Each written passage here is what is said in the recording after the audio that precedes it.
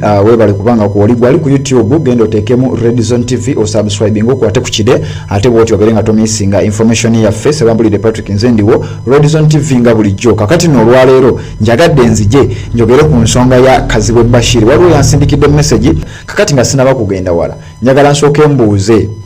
gwe wenna awulira nti olwanyisa dictator olwanisa na kyemalira era ng'owulire kimala mbadde mabiga kawo era genda mu video eziri wansi wa video eno gy'oli mukulaba kati bw'ogimaliriza wansi waliyo video zenzize nga nkuteerayo nga nzija revolutions mu mawanga ag'enjawulo nga bwe zizze zikola nga bajjako badikiteeta mu mawanga ago olina kyamaanyi ki ky'osuubira mu bubaka wa parliament kubanga nze mbadde saagala nnyo tuvume Kazibwe Bashir mbaziira mbadde saagala nnyo tumumalireko budde abantu nga Twaha Kagabo n'abantu abalala bafaanana bwe batyo bano bali presenting ababaka ba parliament bonna almost bonna abali ku kadi eya National Unity Platform navayo mabigako n'enkuwa list y'ababaka abali ku kadi ya National Unity Platform at least nga bo bakyalimu ensa era nga mbabaka muno mulimu era nga mbabaka bano mulimu David Serukenya akiikirira Makinde Ssaabagabo mulimu Shamim Malende mulimu ababaka nga Muwadanko Nyingi n'abalala list najikuwa gwagoberera Red Zone TV naye nze kyengezaako kugamba nti twandibadde tetumala budde bwaffe twandibadde tetumala maanyi gaffe twandibadde tetuddira ssuubi lyaffe lyonna ne tuliteeka mu mikono gy'abasajja bano abakiika obukiise mu parliament mu buno obufuzi obwannakyemalira mweno regime osuubira ki mu bantu bano osuubira ki mu musajja oyo wali omusuubiramu ki osuubira ki mu musajja oyo kiki ky'oyinza okusuubira mu musajja oyo tewali bana ababaka ba parliament byolaba Kazibwe Bashir byakola byolaba Twaha Kagabo bye yakola n'abalala babafaanana bana abasajja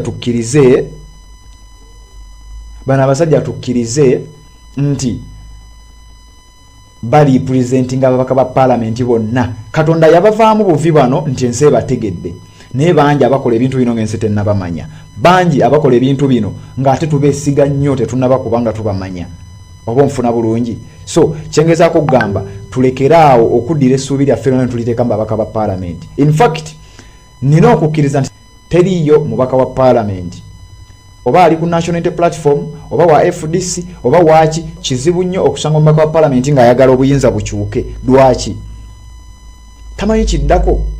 president yavaayo n'abategeeza nti ye gavumenti bw'ejja empya ayina enteekateeka z'okukendeeza ennamba ya parliament ayina enteekateeka okukendeeza omujjuzo mu parliament kati abantu abamu bamanyi constituency zaabwe zijja kgenda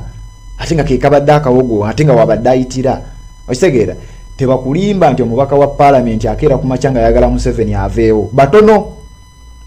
newankubadde nga ba NUP newankubadde nga ba FDC newankubadde awagira kibiina ki batono nnyo ayagala omusajja aveewo lwansonga akimanyi singa obuyinza bukyuka enkeera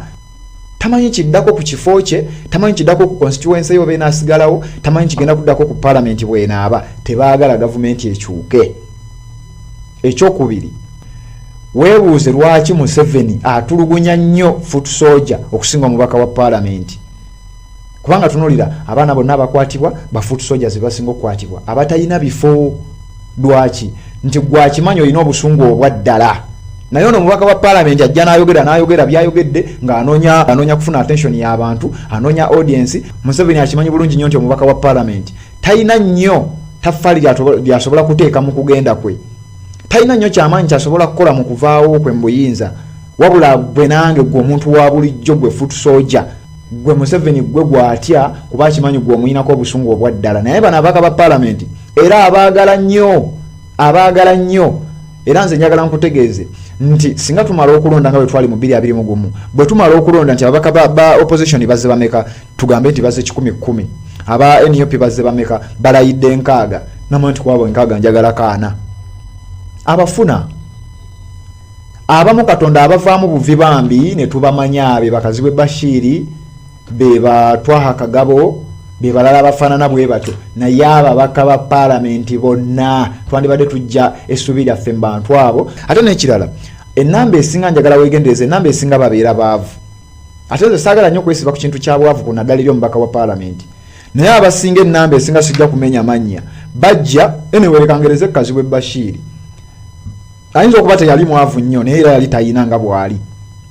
bagenda ne bajja nga baavu naye gyakoma okusayininga $3 million buli mwezi ate omululu gye gukoma okweyongera okitegeera afuna milioni 3 plus simanyi sente ntuufu afuna sente ezikunukiriza mu milioni 3 oba n'okubanga zisobamu naye gyakoma okuzifuna ate gyakoma okweyongera okukola ki gyakoma okweyongera omululu so kati nze kyeŋŋamba omuntu bw'agenda mu parliament n'asigala ng'akyasobola okulwanirira abantu bakiikirira at least tumuweemu ka credit naye ate tufune we tumussa mu nsonga za struggle ensonga za struggle zeetaaga foot soldier zeetaaga muntu wa bulijjo atagenda kufuna kifo mbadde nga nkuleetera videos ez'enjawulo nga nkuleetera ebyafaayo bannansi mu ggwanga lya Egypt engeri gye bajjako nakyemalira engeri gye bajjako Hussein Mubaraka tebeetaaga mubaka wa parliament yadde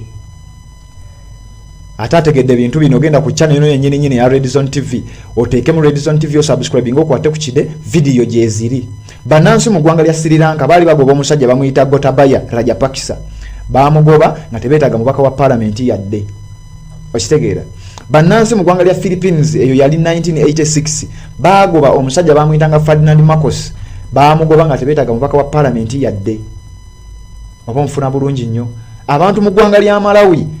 nga Peter Mutharika amaze okubba akalulu 2019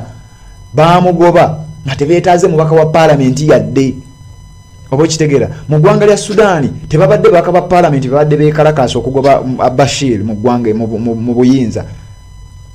kati gwe wano mu Uganda lwaki obeera disappointed nnyo ng'omubaka wa parliament Kazibwe Bashir agambye agenze kwegatta ku MK project lwaki obeera disappointed nnyo nga waliwo omubaka wa parliament gwe baguliridde genda ku page yange ya Facebook ya Red Zone TV ogenda kulaba video yonna gitaddeyo ku makya Kazibwe Bashir ebigambo byayogera Kazibwe Bashir ng'ayogera ebigambo nyini yatuwa obukodyo dictator bwakozesa okugulirira ababaka ba parliament abandi badde bakiikirira abantu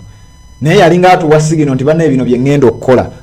oba okitegeera genda oteeke mu Red Zone TV osubscribe ng'okwate ku kide zino ensonga tugenda kuba tuzoogeranga ebbanga lyonna wano ku Red Zone TV ali ku Facebook era kyekimu Red Zone TV osobola okugoberera omukutu ogwo naye wano ku YouTube era Red Zone TV genda osubscribe nge Red Zone TV okwate ku kide obeere nga tomisinga bubaka bwonna osobola nteekako wansi awo comment yo wansi mu comment section ne tukubaganya ebirowoozo ku nsonga zino kubanga wano tugenda kuba tuzoogera ate kati twasumuludde buli lunaku tugenda kuba twogera ku nsonga ez'enjawulo buli lunaku tugenda kuba twogera ku nsonga ez'enjawulo wano